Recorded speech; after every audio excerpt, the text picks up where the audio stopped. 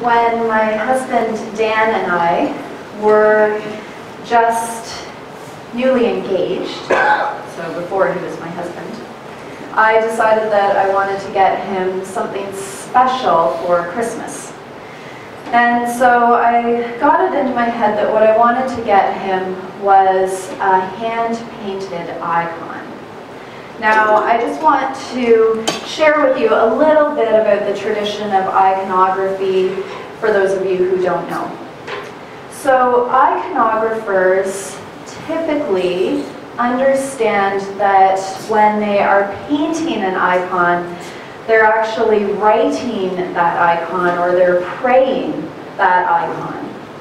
And typically what they do is they work from an existing icon and then they try to faithfully recreate every detail of it as precisely as they possibly can. It's a little bit akin to the scribes who used to transcribe the ancient manuscripts of Scripture, and they would try to make sure that they were as faithful as possible to the original manuscript as they were making new manuscripts of Scripture. So, I wanted to get a hand-painted icon for Dan, and I went to the local religious supply store, and there were a variety of hand-painted icons available to purchase, but I was drawn toward this one. And so I shelled out my money, which back in those days felt like an extravagant amount of money, and I wrapped it up and I gave it to Dan at Christmas. When he opened the present, he was absolutely stunned. And he said, "Martha, how did you know?" And I said, "How did I know what?" He said, "Well, this is a really important icon in my family." So this icon is, I knew none of this when I purchased it. This is Our Lady of Czestochowa. I think I'm pronouncing that properly. And she is a symbol of prayer and faith for the people of Poland. Dan's grandmother on one side of the family was Polish. And so this was an incredibly important image of prayer for her and for her family down across the generations. And he just couldn't believe that he was unwrapping a hand-painted recreation of this really special icon for his family. I want to draw your attention to one particular detail in this icon. I want you to look at Mary's face, and you'll see two scratches on her cheeks. Now this is from a 15th century invasion into Poland, where the invaders tried to attack something that was most sacred to the people, and so they attacked this original icon. And one of the lasting imprints of that attack are those two scratches. So every iconographer since, when they've recreated this icon, have included those two scratches on her cheek, because in fact it has become a really important part of the story that Mary has to tell us. That Mary is this person who stands with courage and compassion and prayer with those who are suffering and those who are oppressed. And those two scratches on her cheek are a reminder of Mary's heart for the suffering. Now tonight, as I already said at the beginning of the service, tonight marks the beginning of a new journey for us here at Advent Cafe. Each time that we begin a new sermon series, we begin a new exploration, a new adventure, a new conversation. And the conversation that we're going to be having over the coming weeks is about Mary of Nazareth, Mary the mother of Jesus, Mary the mother of God. The titles that go along with Mary could take me the rest of the night to tell you about, but that probably wouldn't be a great use of our time. I would expect that some of those titles are going to come up in our conversation in the coming weeks. Now, to begin our conversation tonight, I chose this passage from the book of Revelation, which might have seemed like a little bit of an unusual choice, given that it isn't distinctly about Mary. The name Mary doesn't come up in this passage from Revelation. And I think it's fair to say that while many Christians across the centuries have interpreted this passage of Revelation as matching up with a lot of details about Mary's life, it's also fair to say that this passage has also been interpreted as a metaphor for the motherhood of the church, for example. And sometimes those metaphors of how this speaks about Mary and how it speaks of the church, sometimes that has become interchangeable in how we talk about this passage. And all of that is completely appropriate, because when our scripture passages choose to use metaphor and symbols, then that leaves room for a variety of interpretations. But I want to talk about how this might set the stage for our coming sermon series and for the coming conversation that we have in these weeks ahead. I chose this passage for a couple of reasons. First of all, I chose it because in this passage you can see that intersection between the divine aspects of Mary's story and the very human aspects of Mary's story. And I have a hunch that that intersection between those divine and human aspects of her story, I have a hunch that that's going to be important for us, and it's going to come up as we talk about Mary. So in this passage, we first of all hear her described in very cosmic imagery, but then right away we're shunted into the story of the very human story of how she's giving birth and how she's experiencing loss in childbirth. And there's a great deal of fear and anxiety built into this depiction of the story. Into that very human experience, we get these cosmic overtones as we understand that her child is to serve God in a very powerful and particular way, and that there are a lot of spiritual forces at work to try and draw that child away from her. And at the same time, it's described how this woman, this cosmic woman, this Marian image, receives the protection and the care of God. So again, I think that those are some themes that we're going to hear coming up in the coming weeks. But I also want to note in this passage something else that I found helpful, which is that we hear in this passage that this Marian woman is at the heart of a battle, a spiritual battle that's raging around her. And as the passage continues to unfold, if you want to read ahead in the 12th chapter of Revelation, you'll see how that battle very quickly picks up and takes off. I think it's really important for us to name at the beginning of this sermon series that Mary has been a figure of controversy in the life of faith, and that there are a variety of ways of interpreting her place in the life of the church.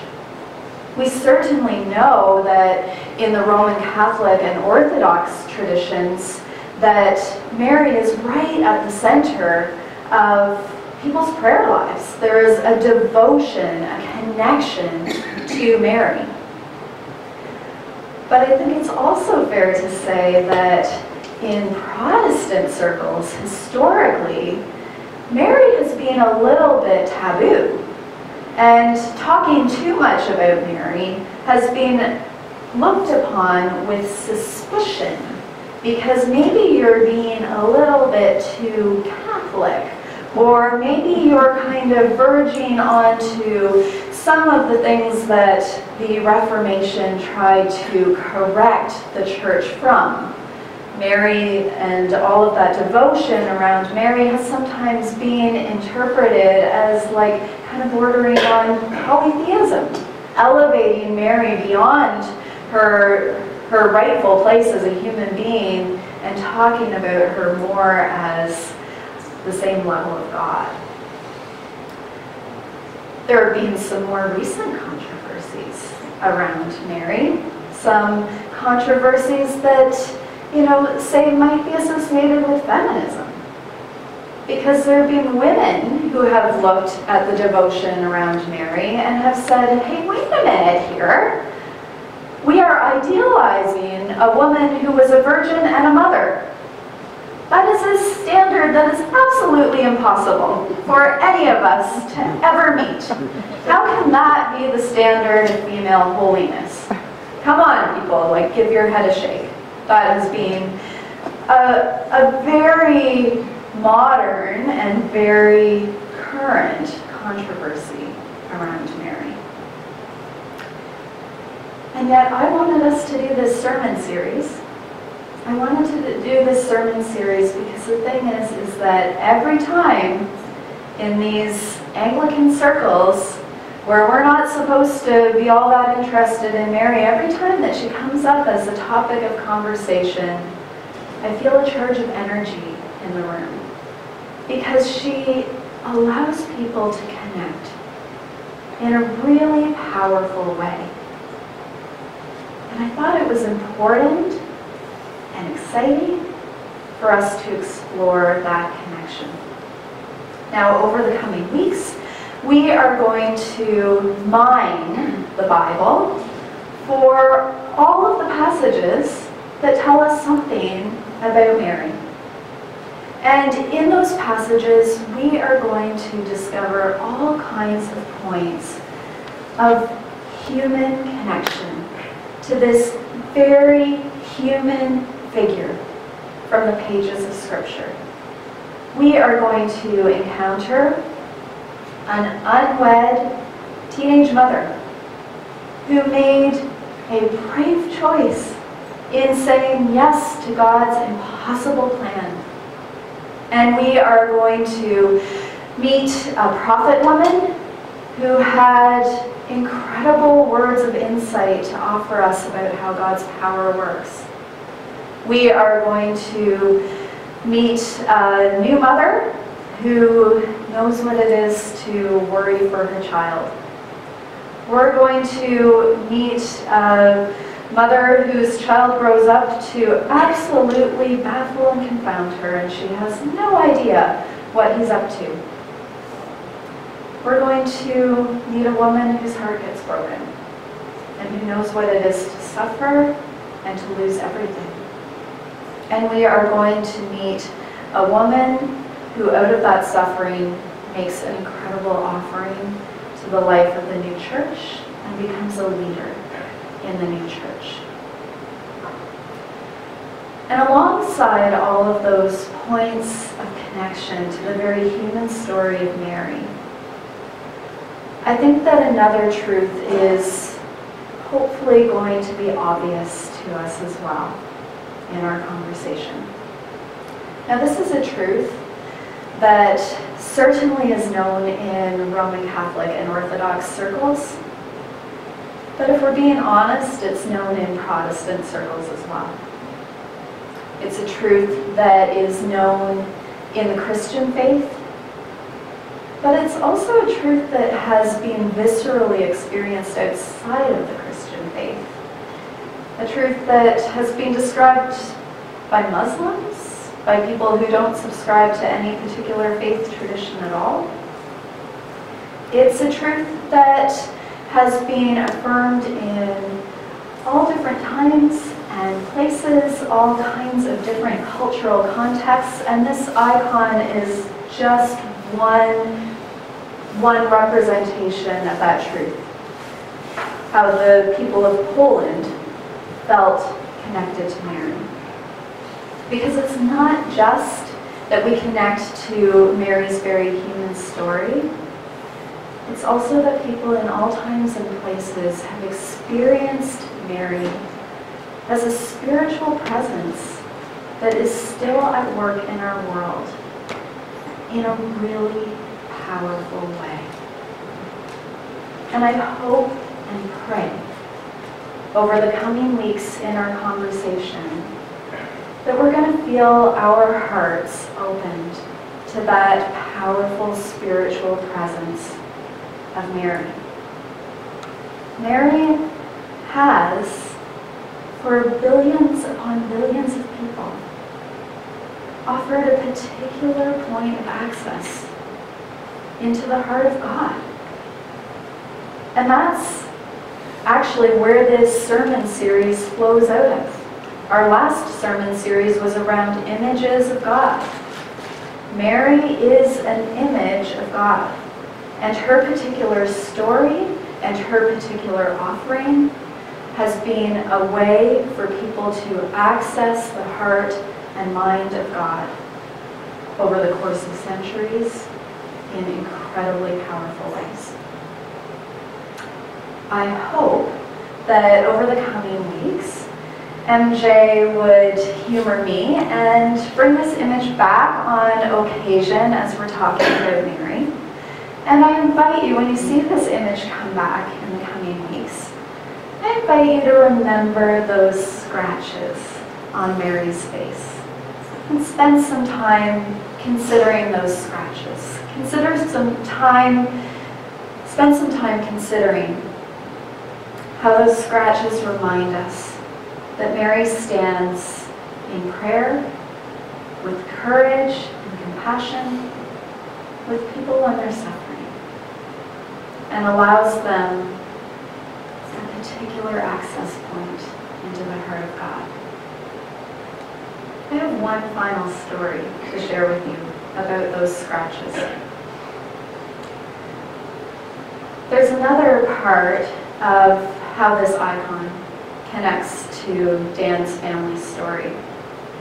Because the invaders who went into Poland and slashed that icon were the Tatars of Turkey. The Tatars of Turkey are the ancestors of the Tatarnic family name. So Dan is a descendant both of the Tatars of Turkey who slashed that icon, as well as the people of Poland for whom that icon mattered so much. And that icon now hangs in our Tatarnic family home. And so when I look at that icon, I don't just see the prayerful, courageous, compassionate presence of Mary.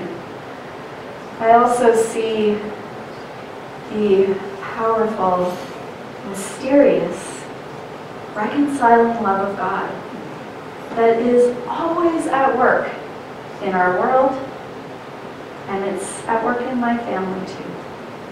Amen.